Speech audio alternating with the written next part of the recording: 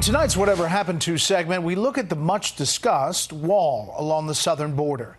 It apparently presents a large and expensive problem for many people. Senior correspondent Casey Stiegel explains from El Paso, Texas. On a blazing hot summer day, piles of steel beams sit unused on a New Mexico ranch along the southern border. There's a huge amount of taxpayer waste here. Russell Johnson says this material has been on his cattle ranch for more than 2.5 years after President Biden took office and halted construction of the border wall, and there's nothing he can legally do about it. If I ran my business like the federal government's run this project, I'd be broke. Under President Trump, the feds approved $15 billion to build approximately 740 miles of border barrier.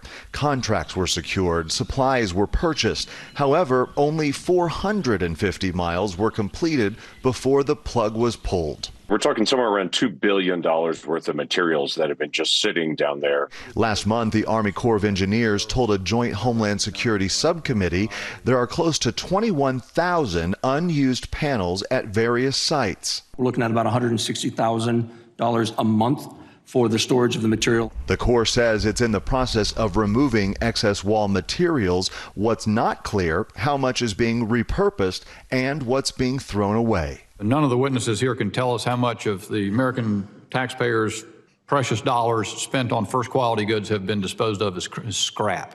Russell Johnson also testified at that hearing, personally inviting lawmakers to his ranch. Bring them out here to the places between the port of entry where all of these illegal crossings are happening. The ultimate goal is ultimately to finish the wall.